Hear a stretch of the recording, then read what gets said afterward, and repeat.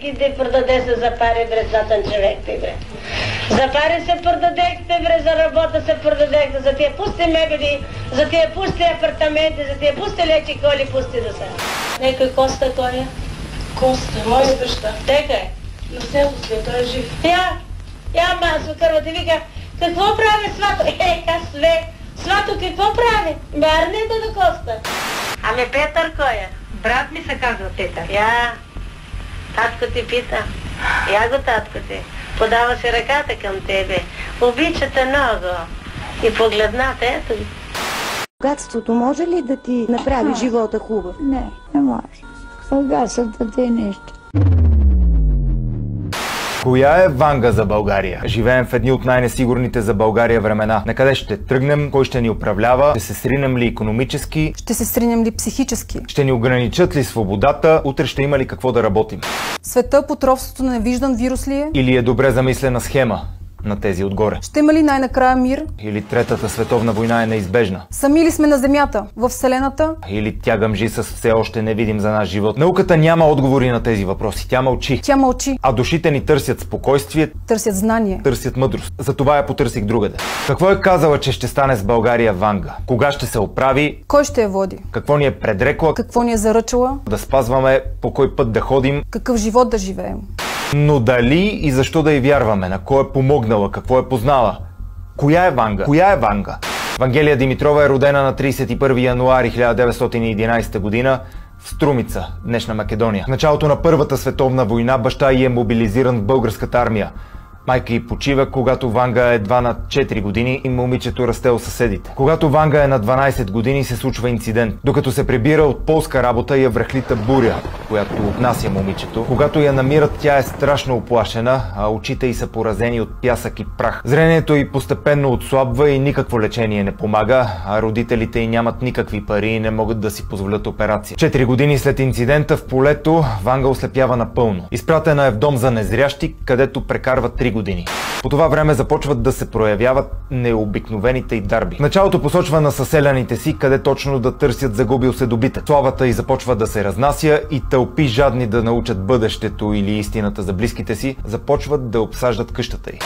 На умирачка трябва така да даде догари отида и даде. Кой?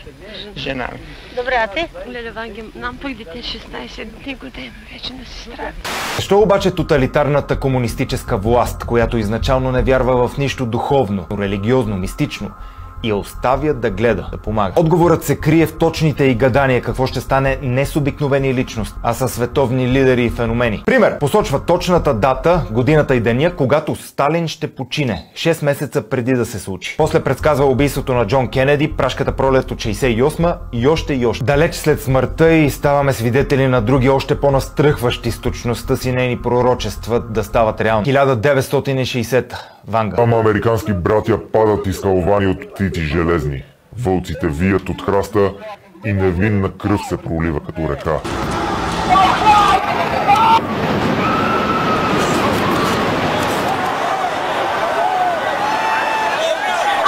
1980. В края на 2000-та година Курск ще се окаже под вода и целият свят ще го оплаква. Самият Тодор Живков решава да провери, когато и на него познава, учудени в противоречие с самата доктрина на безверие, която изповядва, и позволява да работи. Но тя започна.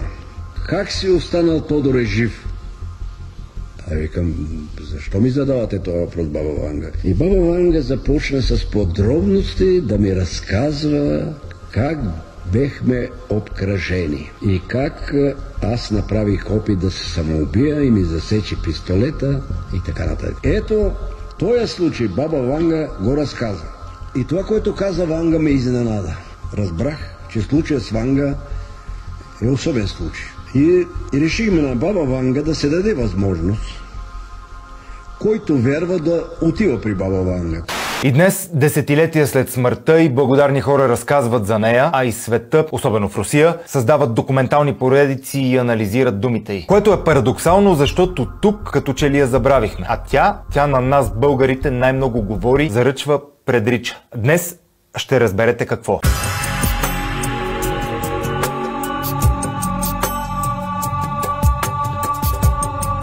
Ще разгледаме трите заръки на Ванга, като покажем личния и пример, пророчествата за България. Ще оцелеем ли, ще ни има ли, какъв да е народа, какъв трябва да е, за да оцелеем, кой ще ни поведе. Представете си тежестта на това да виждаш, и то да виждаш не само хубавото. При теб да идват хора окаяни, хора треперещи, хора, на които ти виждаш, че близкия няма да оцелее, че ще си отиде. Моралната дилема. Трябва ли да го кажеш? Истината ли да кажеш или да излъжеш, или поне да замълчиш добронамерено? Ванга има железен, изграден с годините принцип в това отношение. Тя не казваше никой, че след утре или другия ден някой ще умре, когато идваха на тежко случай. Но аз ги виждах нещата. Тя взима захарта. Много е болен. Почна ли да чукаше така на масата с трите пръста и му казва, яла след 3 дена, значи човека си отива. И наистина. Но не казваше директно, отива си човек. Преди съм била, вика, аз чисто луда. Защо, бе, Любен? Защо, вика, хората като идва, аз им казвах, тогава ще стане нещо. И вика, почнах хората на мен да ми падат по краката. Припадат от стрес, че някой ще умре техен близък. И вика, и аз сетне завъртех политиката. Почнах да казвам, утре ти дойш или други ден ти дойш. Значи още работи не се казват. Да, така кажа. Остави му на човека надеждата. Без надежда, без вяра в утрето, без вяра в чудото, ако щеш. За какво живеем? Какъв живот е това? У нас този завет на Ванга не просто не е спазен, а е изтрит и на негово място с кървави букви съществува закона "Ужаси народа". Накарай го да трепери и ще го контролираш. Пример. Министър на здравеопазването направиха точно този човек. Виждали ли сте, когато поръчвате чували за трупове, да ви кажат, че могат да ви дадат само 200 бройки? Когато тръгвате да подготвяте хладилните камери в болницата, за да ги напълните с трупове, да знаете, че имате само 100 места. А пък шефа на щаба, призван да ни пази от вирус, стана печално известен с думите: очакваме да измрат много хора. Защо? Яко да измрат. Защо? Ще видиш. Резултатите от такива управляващи не закъсняват. Само може да се питаме колко ще са жертвите на стреса или, както Ванга казва, падналите в краката на лошия вестоносец хора. Сега като хилядите трупове ги слагат по найлонови чували. Медицински лица от спешна помощ се превърнаха по неволя в психотерапевти по телефона. Отговаря на онези, които в паника се обаждат на диспетчерите, без да имат нужда от лекар. От спешна помощ признават, че всеки втори обадил се с лека температура и задух отдава симптомите си на коронавирус.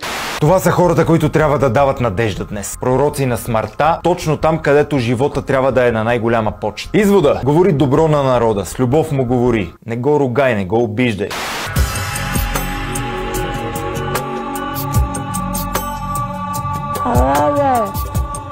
Народа видя благ като жигер, трепежлив като злато.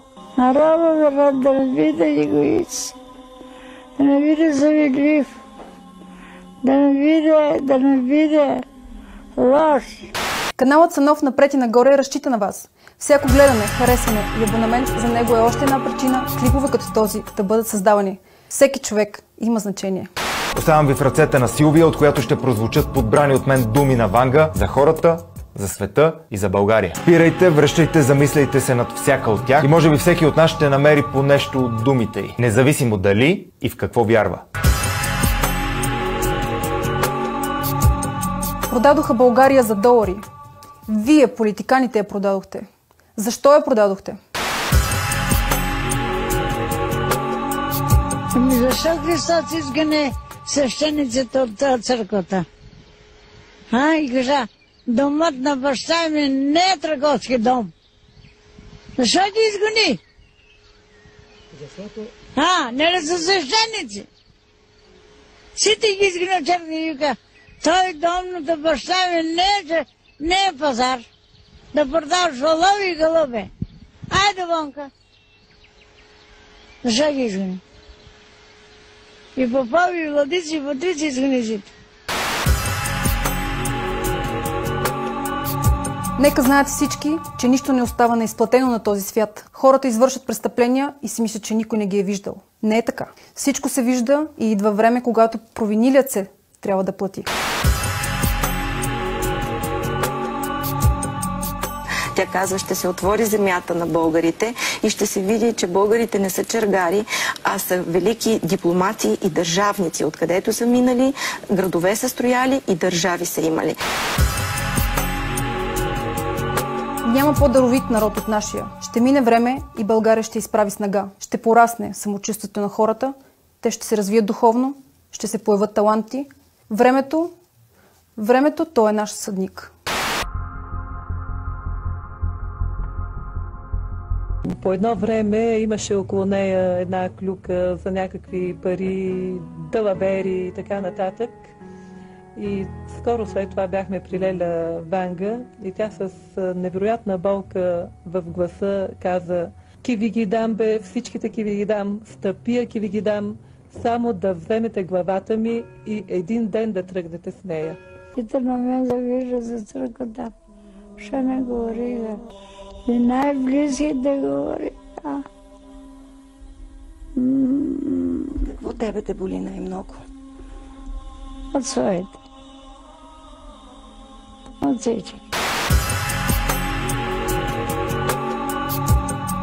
Ще дойде мъж с здрава ръка. Той сега само работи и мълчи. Той ще каже: "Господа, искахте демокрация, получихте я. Искахте земя, дадохме я. Стига сме си играли на демокрация. Време е вече да има ред." Този мъж българин ще бъде. Първо Германия ще се обедини, а някой ден и Македония с България. България е душата, Русия – тялото. Заедно ще спасят света. Земята е жив организъм. Не я гневете. Изучавайте нейния език и нейните закони и ги спазвайте, за да живеете по-дълго и по-добре. Ако сте внимателни с нея, тя ще ви даде много. Ако я гневите, ще ви накаже, защото е по-силна от вас. Аз виждам колко цивилизации са си отишли, не спазвайки тези закони. На Земята са съществували много по-стари цивилизации от нашата. В космоса съществува паралелно с нашият и много по-развит разум. Нашата цивилизация е на равнището на детската възраст на разума. Аз наблюдавах космонавтите, които първи стъпиха на Луната. Те не ви казаха колкото си напено зърно от това, което видяха там.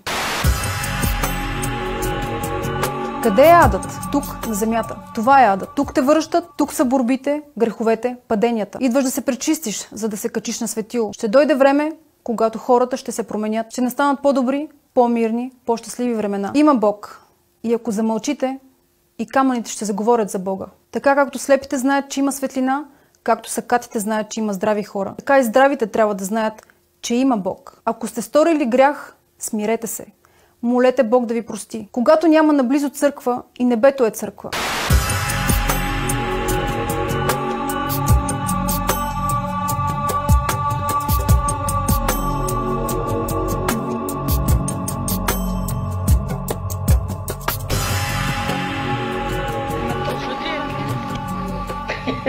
Да, ангелака ми те. Ами Мито кой е? Мито... Той умре, не така? Умре, ето го, я го дойде. Ти да наплодаш крави, имаш ли? Крави няма, умре кравата. Я го дойде и он. Вълкът не изгледа. А? Вълкът не изгледа. Я го, ма. Не е сива кравичка. Сива. Я го, женско име наш. Женско. Не е Мара. Я кравичката дойде до тебе и она вика: "И аз съм тука, подгониха ме, наддалече Вардаро ме изеде."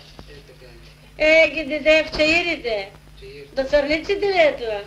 Не, горе от мама. Я го, ето дървем, ето го, мостчето. Два вълка ли бега? Кожата намерихте? Кожата, да намериме, жива да не се ме дома. Кожа на младеж? Кравата умре? От вълка? На 3 месеца изедена. Не Машко за теле. И за него пита: "Ей, животното говоря. Ето кравичката." И она влезе. Ка се ближе. Вика: "И аз съм тука." Браво, Мари кравичко. Шобо млеко едва. Това трето теле ли? Трето теле. Към ми подигна 3 рога. Оп, рогчето едно, опъш едно. Кажи му да купят пак крава.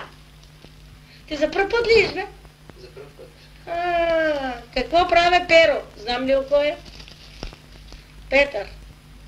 Какво прави болният човек? Какво прави Евтим? Ивтим. Другар мой. На кой бре? На тата ми. Дека е? Кравата говоря. Кравата? Вика, аз съм крава, майка съм на 3 деца. Имах машко дете, в Сабале ме изеде, ме подгони много тежко вълкот. В Орманот, Чирите, високо, Църквинския път.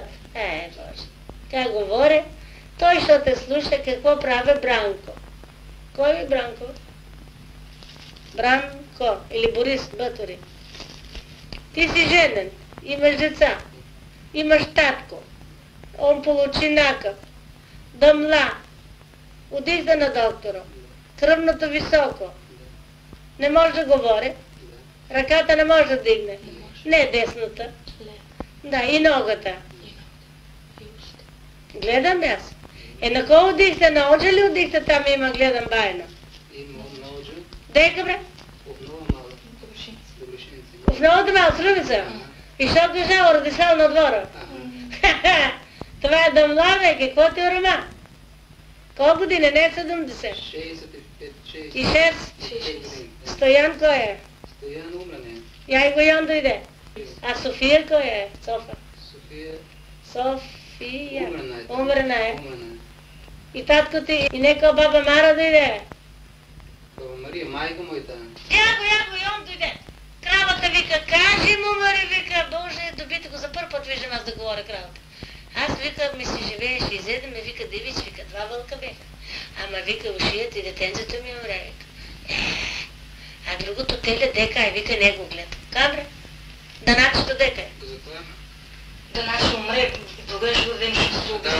Даначето се отепа на въжето. Точно е. Я.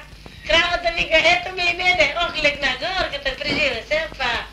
Това рокче скършено ли едното или такива малки са рокчета? Малки. Какво прави Данка? На сестра ми, момичета. Боже, кравата говори. Какво прави Данка, вика? Каже, вика, Боляр да не за трупа, да му турят софа. Да си купиш тели. Татко ти да причеста, причестен ли? Не е причестен, сега тя повече човек за причеста. Да причестате татко ти. Майка ти къде е преди? Мама дома е. Да, майка ти е добра жена, да уважавате. Колко брата са вие, не са 3? Не, ма аз сами съм. Самичка, сестра? Умрени са, троица сме били. 3, яйки, дойде, айо дойде. Точно, умрени са двоица. А Костадин кой е? Костадин, негов парчете. Коста. Да, ето тук излява и риста, още деници има. Има, той е парчет му. Благой има. Благой, сетето. Яй го, всички се наредих.